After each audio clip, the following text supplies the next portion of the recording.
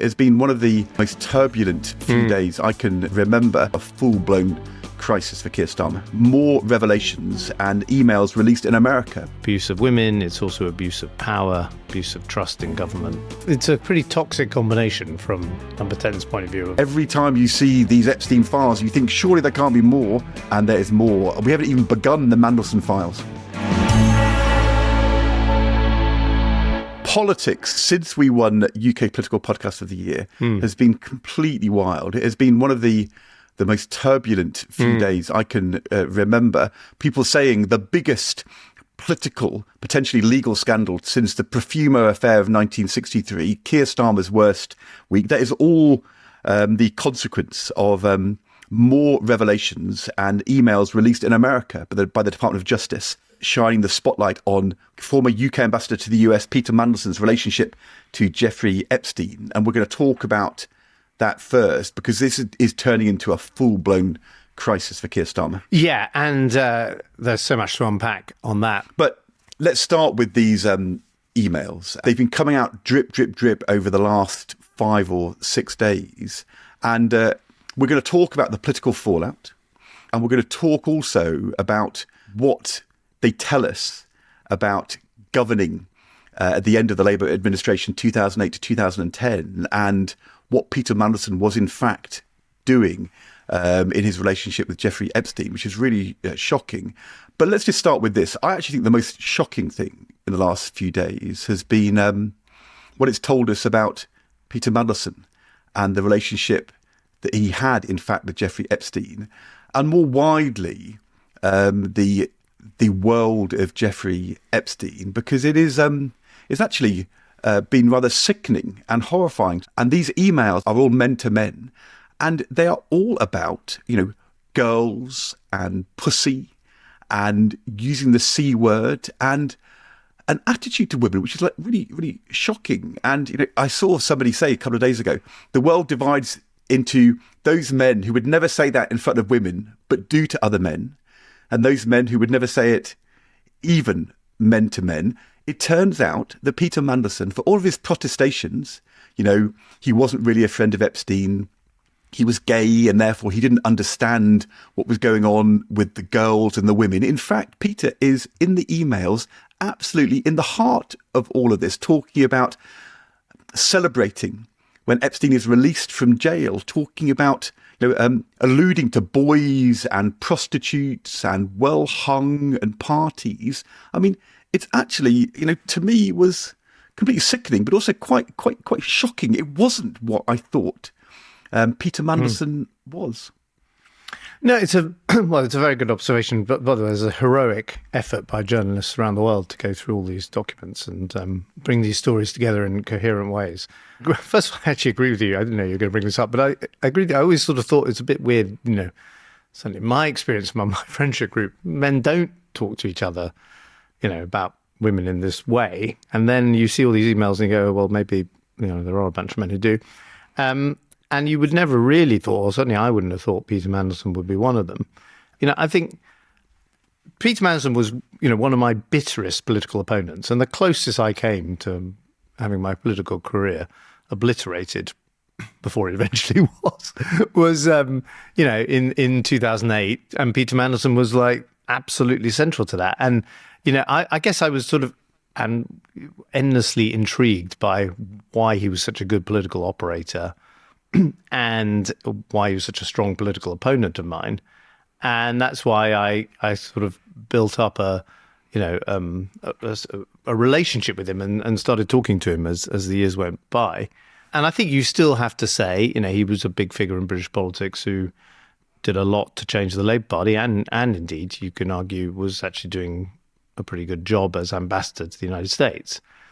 And there's also a bit of me that doesn't like the kind of blood sport element of kind of when someone's down, everyone piles in and all the kind of hounds are chasing the fox. And, I say this as someone who's edited a newspaper and been part of that chase. So those are my kind of initial reactions. But I have to say all the kind of emails coming out, I think I have a similar reaction to you. And indeed listening, as I was listening on the radio this morning to the women, who were the victims of all of this and telling their stories, it's just utterly appalling and unforgivable, really. And the truth is that what these emails say about Peter's relationship with Epstein, are just very, very different from what he was saying, not just in public, but also in private about his relationship with Epstein. And so, he hasn't spoken yet, and maybe this wouldn't be the moment to do so because he might not get a hearing at all. But nevertheless, it is pretty disgusting and pretty shocking. And it speaks to, doesn't it? It's not just abuse of women, it's also abuse of power and abuse of trust in government and abuse of trust in, your colleagues. And so not good at all. The other thing is that, I always saw Peter as the kind of person who was a bit of a Svengali, who kind of gathered acolytes around him, who kind of hung on his words. Actually, his relationship with Epstein, it's like Peter is the one who's been kind of lured into this weird, dependent relationship. I mean, there are moments in these emails where you think, what are you doing? He's asking Epstein for permission to talk to people, and Peter could have made his own decisions. What was it about this psychopath which allowed him to have those kind of relationships? And then, Peter, you're right, hasn't said anything, although there was a quote on Newsnight last night. The BBC understands Lord Mandelson maintains he's not acted criminally, did not act for personal gain, and argues that confronting in the late noughties the biggest financial crisis since the 1930s sought Epstein's expertise in the national interest. Now, the police are now investigating this formally as to whether or not it was an abuse of public office.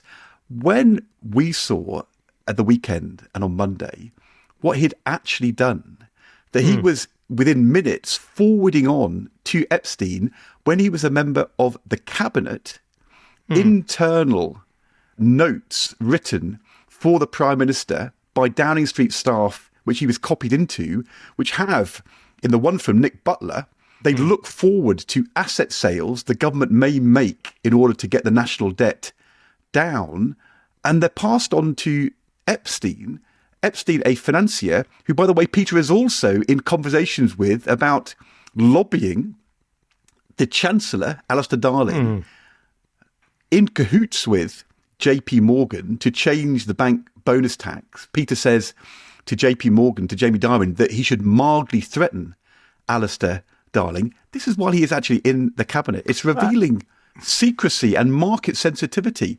I mean, but how do you feel about, you were sitting at that cabinet table too, and obviously I know you've had a long and kind of complicated relationship with Peter Mandelson politically, but how do you feel? Because obviously Gordon Brown has come out of the woodwork to express his utter disgust and horror, and says he's sent information to the police and all this kind of thing. I mean, how do you feel? Because you were sitting around that table, and you obviously had no idea all this was happening. Look, it was no surprise to me that Peter didn't agree with every aspect of Alistair Darling's economic policy. I mean, nor did I. And that's what it is to be in the cabinet. You have robust debates within the cabinet. If you are the agricultural secretary, and you're a bit worried about what the Treasury's doing on farming tax, you may say to the president of the NFU, when you see them at a meeting, the thing you ought to do is tell the Treasury they're getting this wrong. It's a bit more complicated when it is a global investment banker from the United States. But when you are passing on internal notes about the financial crisis, but also what the government is intending to do, which were clearly secret and market sensitive. When I first arrived in the Treasury in 1997, so this is as an advisor back in 97, a long time ago, really before electronic communication had properly taken hold, I had in my room a huge safe, which went 2 meters high with a combination lock. And at the end of every day, I picked up everything from my desk and put it into the safe and locked it, because that was the culture.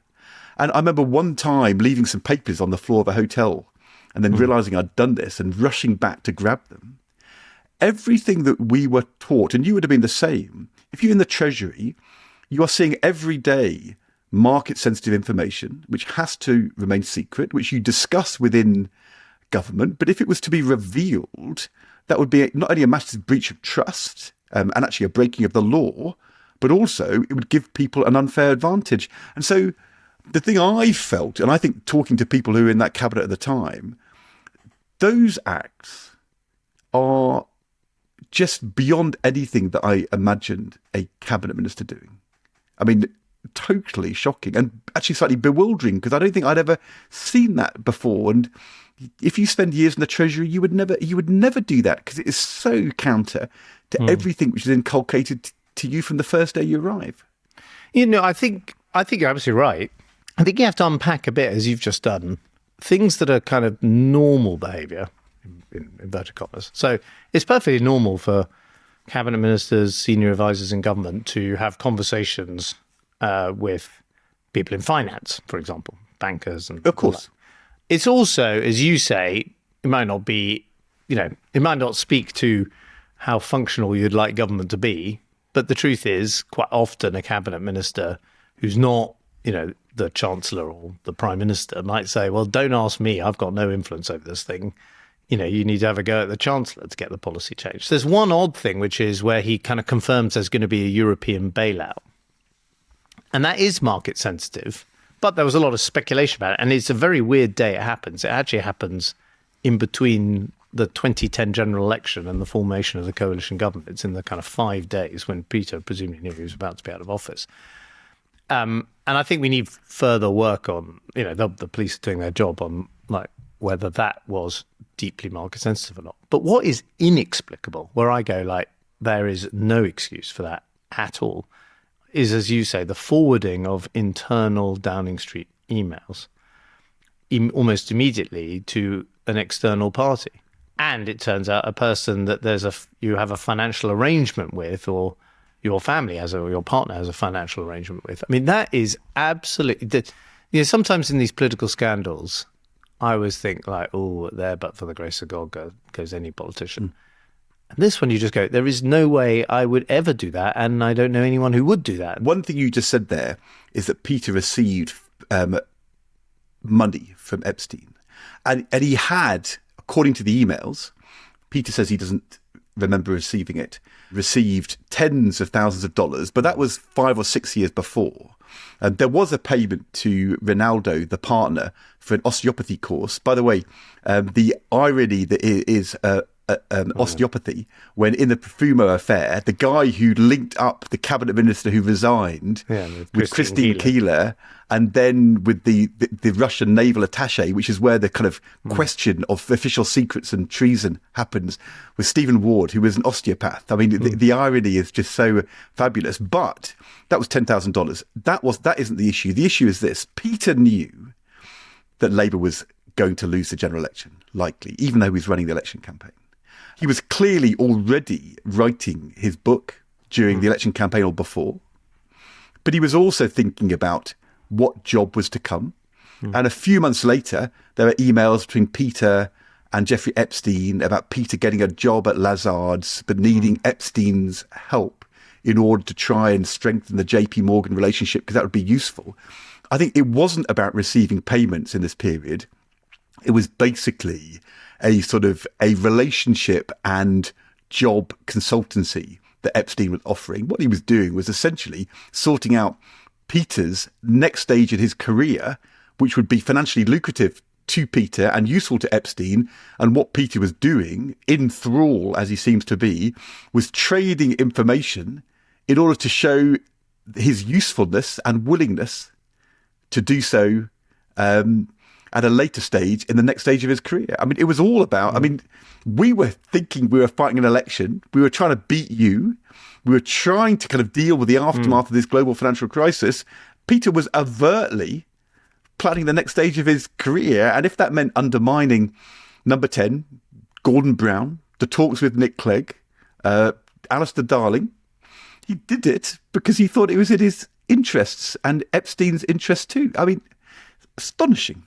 So talking about, prime ministers who might be out of office, let's reveal a bit of the wiring of this show, because we talk earlier in the week, don't we? And we talk about the topics we're going to discuss. And we thought we would just sort of talk about Peter Mandelson. And I don't think when we were talking a couple of days ago, we thought, this would so quickly escalate, or certainly I didn't, into a full-blown crisis for Starmer. And I would say, there are different features of political crises. Some are like all-encompassing things that kind of threaten the standing of the government. Others are things that are very focused on a single cabinet minister, and it's really a question of whether the Prime Minister gets rid of them or not.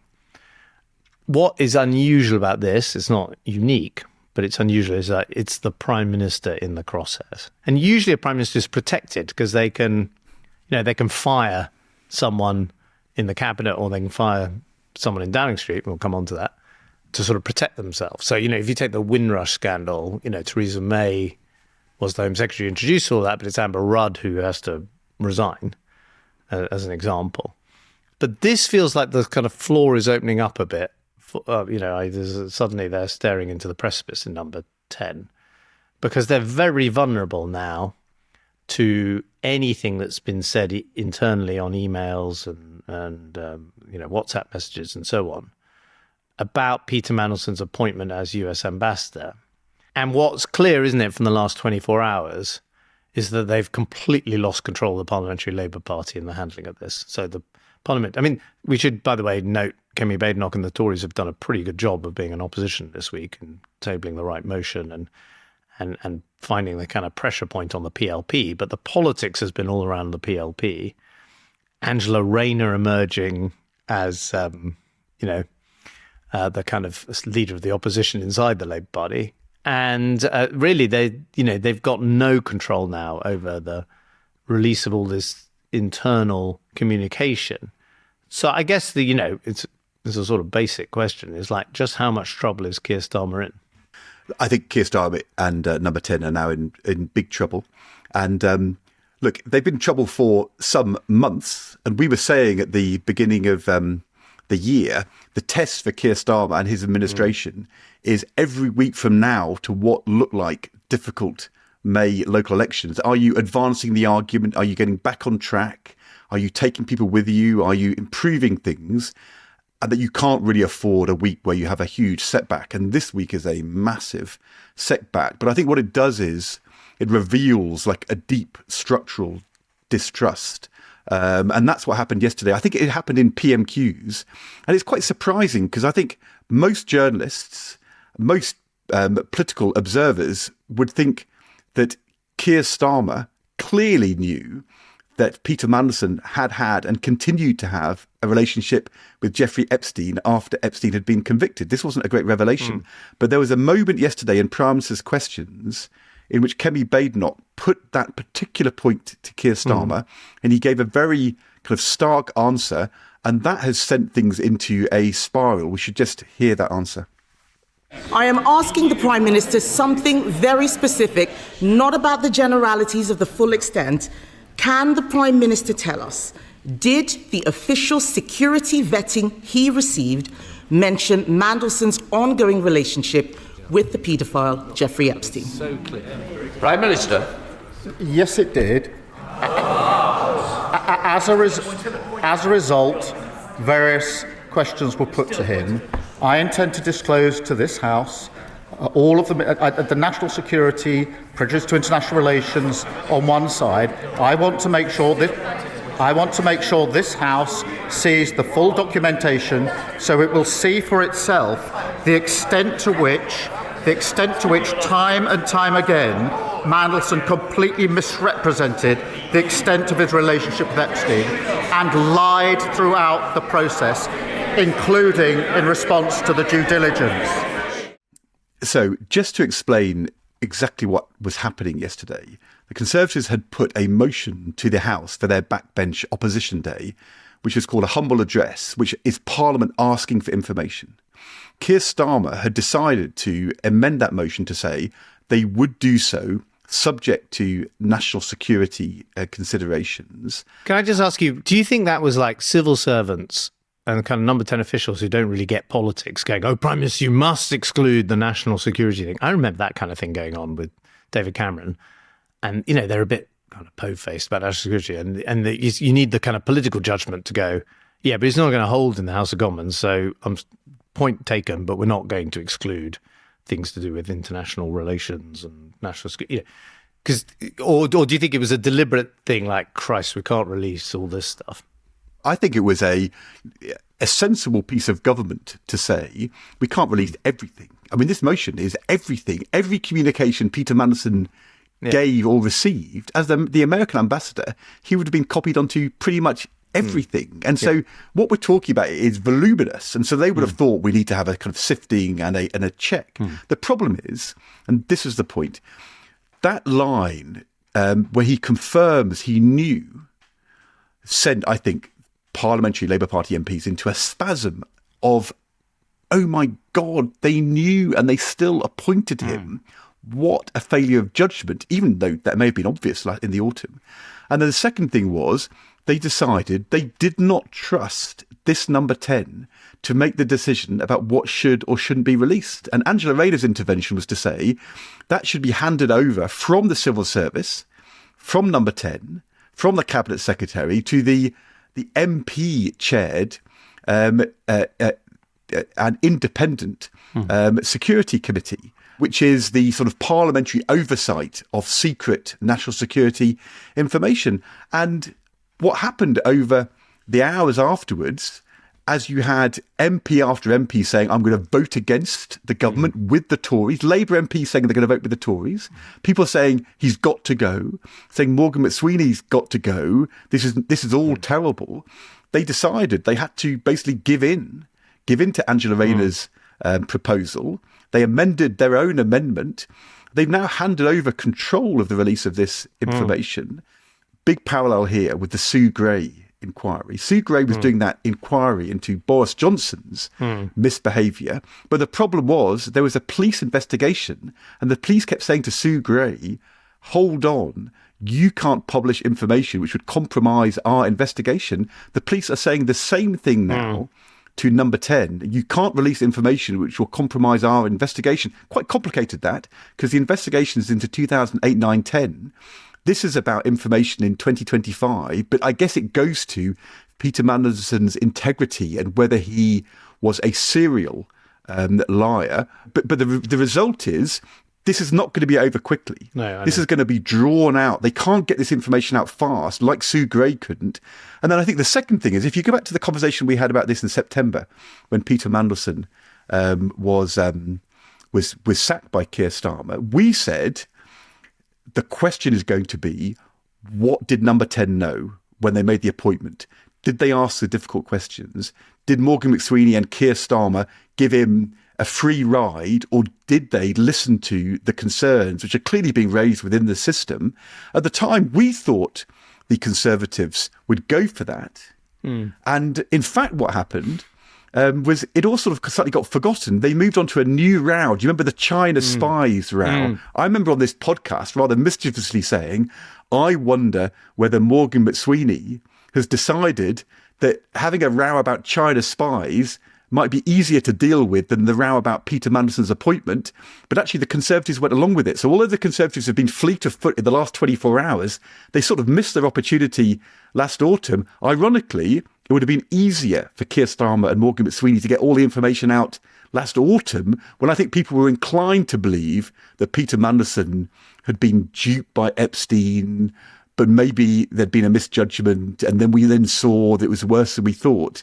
Now, in the context of the emails released this week, it looks like a massive failure of judgment by number 10. And the scrutiny now, in retrospect, is going to be much, much harsher.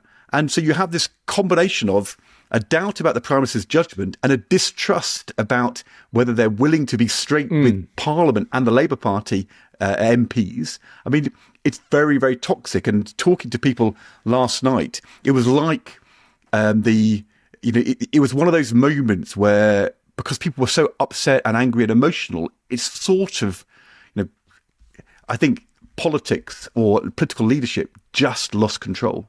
I mean, isn't it it's a pretty toxic combination from number 10's point of view of three things. I mean, first of all, there's a lot of emotion in the Parliamentary Labour Party amongst Labour MPs. I would say probably particularly female Labour MPs, that, there are exploited victims of sex trafficking at the heart of this story. And we're hearing their stories on the TV and the radio, and, that's disgusting. So there's a kind of emotional and moral revulsion. Second, there's like potentially like criminal, charges here, and the police are involved and so on. And when the law gets involved and the police gets involved, it can really kind of freeze politics and cause all sorts of huge ramifications. And then third, Keir Starmer's just in an exceptionally weak position at the start of all of this, going into this, this week. And if you think of like the ingredients here that are preying on him, it's like lack of control of the parliamentary Labour Party. Well, there was evidence of that all through last year on things like the welfare votes. There's disgruntled and, sacked people. The deputy leader of the Labour Party was sacked from the cabinet. Angela Rayner sacked from the cabinet, the previous deputy leader. And indeed, Sue Gray, I think, is out there, not saying things to people in private about the number 10 operation and the appointment of the ambassador. And then you got the actual appointment process itself. I mean, it's a bit odd for me to talk about it because I, was the other candidate for the job. But, there were clearly people around the Labour cabinet table at the time, and maybe at number 10 or maybe not. I don't know the story because I only have, what I saw at the time, who were like saying, do not appoint Peter Mandelson. And they'll be, that will come out now. What I would do if I was Keir Starmer right now is I would, you need to get all of this stuff out now. You've got to stop this drip. It's actually, learn from the Epstein files, which is it drips, drips, drips. It keeps going. You keep under pressure to publish more. That's why we're having this conversation in the first place. And I would just cut through ignore the kind of security, not ignore is the wrong way to put it, but essentially, yes, okay, the Securitats will say that you can't do this. The police will say you can't publish anything because they're investigating. That's what they say in all cases. But this is about the survival of your premiership and the government. And you need to get everything that you can possibly publish out as quickly as possible. But I would try and do it in the next couple of days because that is the fire break. And until you've done that, the fire is going to be raging through the forest. The problem is it's going to be hard for a former director of public prosecutions to tell the police that for political reasons he's going to release information that they don't want released. But I'm sure that politically he needs to do that. There is a common individual which goes through the treatment of Angela Rayner or Louise Haigh or the nature of the reshuffle, the mistakes which have been made, which is Morgan McSweeney. And I think probably the chief of staff to the Prime Minister, and he is the person who is immediately in the firing line in these days. The Alva Ray piece in the New Statesman, where she goes through in a very forensic, detailed way the story of the last year and a half, what comes through in that is quite how much Peter Mandelson was involved in the operation of this government, including the detail of the reshuffle and policy decisions through his relationship with Morgan McSweeney, which goes back a long way. So it goes far beyond, you're saying it goes far beyond relations with Trump and being the American ambassador, and it's like he's being consulted on personnel decisions in reshuffles and stuff like that. Absolutely, that is what everybody believes. That's what Alva Ray says in her piece. Alva Ray, by the way, was a student journalist who wrote to me when I was editor of the Evening Standard, saying, "Please can I have a job on the Evening Standard?" And one of the better decisions by editorship was to give her a job. So I'm absolutely thrilled that she's doing so well. Her piece was being passed all around Parliament yesterday. Much wider influence of Peter Mandelson on than you might have thought. The piece starts by saying that the two candidates which Sue Gray wanted were either Karen Pierce, the existing ambassador to carry on, or David Miliband. It was decided there should be a more political figure. Interestingly, they didn't think of David Miliband as a political figure in that context, and therefore you and Peter were the names in the frame. That Keir Starmer, according to Alva, originally wanted you, and that Morgan McSweeney said, no, Peter Mandelson's the guy. He's my guy, and he's the guy we should have in there. I don't know whether that accords with your understanding of what happened. I always thought it was the other way around, to be honest, but I have no evidence of this. I mean, I had conversations with Morgan McSweeney about the ambassadorship, which I've kept private, and I never spoke to Keir Starmer about it. And I always sort of thought, when it actually gets to Keir Starmer, who I would say is quite a tribal Labour figure, In fact, I think that's one of his weaknesses as a politician. And he, I thought, is he going to appoint like me, former Tory Chancellor? I mean, I could see why Morgan McSweeney might think that's, a smart move. So I had always thought it was the other way around. But if it turns out, the Prime Minister was a fan of mine, well, I want him to survive now. George, can I say that it's such a staggeringly revealing comment that I think I'm going to have to pass over it. We need to end this section, but let's end this section here. All the pressure in Parliament today and on the media today is about Morgan McSweeney and whether Keir Starmer needs to remove him as, the Peter Mandelson whisperer, the guy who was culpable in the decision, which they now are all appalled by. And clearly patience is wearing very thin in this parliamentary Come on, party. is he? I'm going to put you on the spot. Ed, is he going to go or not? I think Keir Starmer's under huge pressure. And what do we know about Keir Starmer in the past? He's been willing to be ruthless. And if everybody is saying that's what you've got to do, his past revealed preference will be to act. But what we know is when in the end, as a Prime Minister, as a politician, when it comes back to your judgment and your leadership, how often do people get strengthened by removing the proxy? And how often does it actually turn out to be a very weakening thing? So Keir Starmer will be sitting there thinking, if I do that, which may it be the thing I'm under pressure to do and the convenient thing, how exposed does that leave me next Monday? Because let's be honest, this is going to go on for weeks and months now. It's going to overshadow the May elections. It's going to overshadow the by-election at the end of this month. This is not going to be, whatever we may think should happen, we'll still be waiting for the detail. And there is so much detail which can come out. And every time you see these Epstein files, you think, surely there can't be more. And there is more. We haven't even begun the Mandelson files. But if it is the case that Keir Starmer thought, George Osborne would be quite good as ambassador, can I just give him one piece of advice? I would override, in the national interest, this pro forma police advice you get, which is you can't really say anything, because it might prejudice some future prosecution. I would override the Securitats in number 10 and I would get everything out. I think you would claim it's in the public interest, but it's absolutely in the personal interest of the Prime Minister right now. Well, we will be back next week. See you then.